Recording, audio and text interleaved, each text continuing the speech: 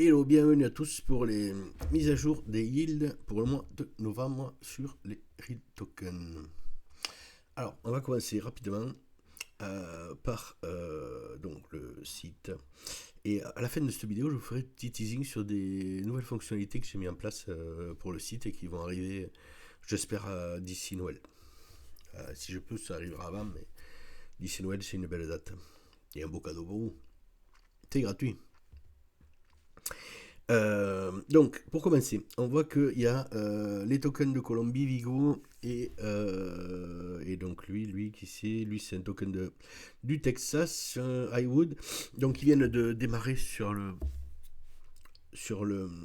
RMM donc pour les tokens du Texas, et Highwood, lui qui vient de démarrer sa location, donc là en novembre, mais pas au loyer escompté, avec un loyer beaucoup moindre. Il faut savoir que sur ce token en particulier, il y a pas mal de charges qui bouffe pas mal de loyer. Il était fait pour être multi-location et en fait il doit y avoir qu'un seul locataire. Donc du coup le prix de location est moindre et donc on se retrouve avec une rentabilité plus faible. Bon après 3.4 c'est comme ça, hein. Quand on va dans le patrimonial, les rendements ne sont pas très hauts. Mais si les maisons elles le font comme ça s'est passé avec 272, on va attendre un petit peu. Donc après pour les autres, au mois de septembre et octobre, on a eu des bons mois RMM. Alors le taux moyen en septembre était autour de 9% et en octobre autour de 10%. Donc du coup, on voit que pour tous les autres biens en construction qui sont là depuis plus longtemps, du coup, tous les taux ont monté. Pour les maisons de vacances, alors on va commencer à arriver par la bonne saison. Donc du coup, Villa Marina, je crois qu'on arrive au bout du bout. Villa Marina, ça commence à remonter à partir de novembre. Donc on devrait avoir une inversion sur le yield et Villa Marina devrait commencer à remonter. Les autres, je crois que c'est pareil. On va regarder Lost Shaker. Hein. Les autres, c'est les mêmes. Donc Lost Shaker, c'est un peu plus tard. Donc normalement, on devrait être en train de toucher le fond et on devrait remonter à partir du mois de décembre. Donc on a encore un mois à rester avec ce petit yield là. Mais franchement, quand on regarde le yield sur les Lost Shakers, à partir de maintenant, le token devient vraiment beaucoup plus rentable. Et je pense que le yield de départ, on va bientôt le rattraper, voire le dépasser. On a un yield moyen de 5,75 sur Lost Shaker, avec en ce moment donc 5,75. Et le taux initial était initial yield de 7,98. Si on continue avec les taux qu'il y a ici, là, entre du yield de 6 et au plus haut du 9 et quelques, on va y revenir à chercher ces yields initiales qui étaient autour de 8. Je le pense vraiment. Alors, tant qu'on est sur les petites news, là, ici, vous aurez un petit bouton et on peut voir un état sommaire de ce qui se passe sur le token. Donc là, on peut voir que celui-là, depuis le début, il est à 5,32. On a une évolution avec les rentes de. Bon, il y a un yield global qui comprend les rentes qui est de 21,95. Donc on voit, hein, je prends le prix initial du token, je regarde si le prix final il est plus haut.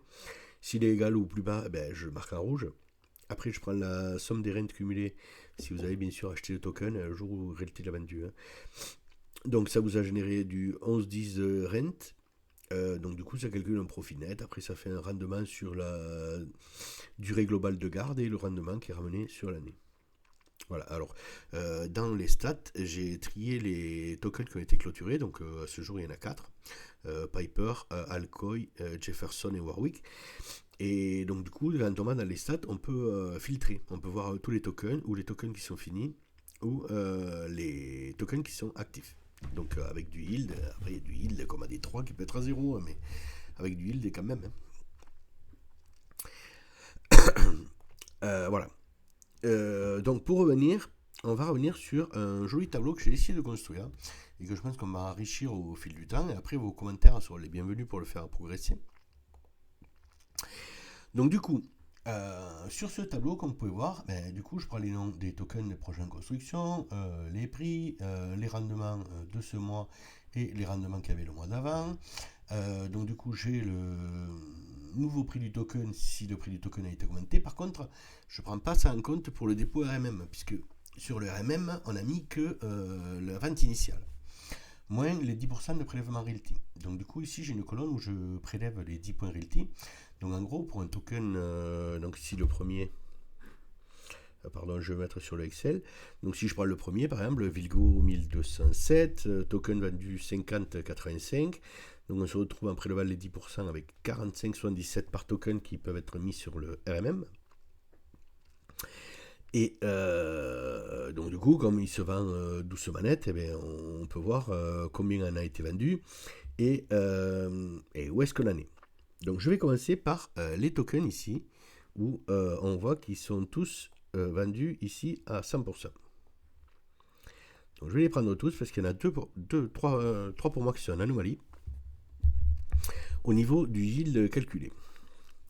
Alors, pour moi, si aujourd'hui Realty m'annonce qu'il fait un 8,17 par exemple sur Playa Caracol, un Cottage 10. Donc avec un 8,17, ça veut dire que ça me génère à l'année du 4,10. D'accord ? Donc du coup, moi j'ai essayé de me mettre mon yield que j'avais calculé donc, pour le mois d'octobre, puisque ce mois-ci on est censé toucher le loyer du mois d'octobre, donc les rendements du mois d'octobre, donc 10%. J'essaye de trouver un nouveau rendement qui correspond. Donc en gros, en face, ici, je peux changer la valeur. Donc si je mets 80, voilà, on voit que ça me change la valeur. Et en gros, ce qu'il faut que j'essaye, c'est qu'avec le RMM, avec le calcul du montant de dépôt que je fais, il faut que j'arrive à retrouver la même rente par token en fonction du volume de dépôt. Donc moi, j'ai calculé qu'il fallait 90,5%. Et donc du coup, je retombe sur un chiffre qui est à peu près égal. Et donc du coup, je me dis, bon, mais pour Playa Caracol Cottage 10, ben, il y a 90,5% de déposés sur le RMM. Pour les premiers Playa Caracol, 303-200 et 303-300, il y a 86,5. Alors après, je ne suis pas sûr de mon chiffre, hein, mais 86,5 ou 88. De mémoire, il me semble qu'il y avait 5% de la compte, plus 10% à un premier jalon, et on a passé ces 2 jalons pour ces projets-là. Donc pour moi, bon, ben, c'est normal qu'on soit autour de ces 86. Moi, je pensais qu'on devrait être plutôt autour de 80 sur ces tokens-là, mais bon, 86. Celui-là, normalement celui-là il est au même niveau que les autres, hein. On a été vendus en même temps, donc on devrait être au même pourcentage, donc on devrait être plutôt sur un 80%, donc je pense qu'on touche des loyers un peu forts, ou alors il y a un peu trop d'argent posé sur le RMM. Par contre, ce qui me paraît bizarre, c'est que pour ces Pinot Alto, là, à 0,2, à 0,3, quand je refais mon calcul, ben, en gros, j'ai l'impression qu'il n'y a que 20% de déposés sur le RMM. Ça me paraît bizarre. Après, pour le MOVA 115D, donc ça c'est un projet au Panama, alors là, lui, j'arrive pas à remonter jusqu'au volume que nous calcule ce mois-ci de 10,73. Donc j'ai mis la totalité du dépôt, ce qui n'est pas vrai, puisqu'il doit y avoir forcément une valeur d'acompte qui a été enlevée. Et donc, je me retrouve donc avec un 100% de dépôt, et 100% de dépôt, ça ne suffit pas pour récupérer la rente. Donc après, on va passer sur ceux qui ne sont pas tous complètement vendus. Pas complètement vendus, donc on a le MOVA 218D, donc j'ai pris les montants des ventes au 1er octobre du mois dernier.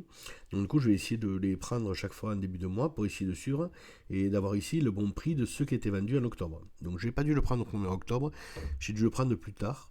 Donc c'est pour ça que j'ai un chiffre plus gros que celui-ci. Mais au fil du temps, là j'ai bien pris au 1er novembre ce mois-ci. Et donc j'essaierai de prendre les chiffres de l'état de vente au début du mois pour être bien sûr de ce qui s'est passé sur le mois en cours, quoi. Et comme il y avait surtout de dépôts sur le RMM au tout début, comme ça au pire on peut avoir qu'un chiffre qui est meilleur, mais pas un chiffre qui est plus petit. Là normalement j'aurais dû avoir moins de ventes avec ce 39%. Alors après on a le Prestige, oui, que j'ai oublié de compter. Donc lui il est vendu aussi à 100%, il faudrait que je les inverse pour avoir tous les 100%. Donc le Prestige, il se comporte un peu comme si on avait laissé que 5% de dépôt au démarrage. Après, on a les Playa Caracol Seashore, qui lui est à 60% pour une vente à 61%. Mayab, je retrouve à peu près le même chiffre, hein, 67, 68, 69,5. Bon, ça m'étonne quand même beaucoup. Hein. Normalement, on devrait avoir moins, mais je pense que. Ouais. De toute façon, si j'avais pris un début de mois, ici j'aurais un chiffre plus petit, et donc ce chiffre-là, il serait pour moi trop gros, il serait en rouge. Donc pour moi, au Mexique, là, je pense qu'on nous distribue trop. Il n'y a pas tout cet argent sur le RMM aujourd'hui. Pour le Ranger Unwood, ça va l'air cohérent. Donc 36 que j'avais pris à mi-de-mois, on touche que 23 maintenant. Et après, les Vigo, c'est pareil. Hein. Bon, là, j'ai les chiffres qui sont hauts, mais je pense qu'il devait être beaucoup plus bas. Si je prends ce que j'avais relevé, oui, mais le plus récent que j'ai, c'est donc le 1er octobre. Donc on verra au fil des vidéos si ce chiffre s'améliore. Voilà, donc je pense avoir fait un petit tour sur l'univers Realty. Donc là, du coup, je vais vous faire une petite démo de quelques nouveautés que j'ai rajoutées.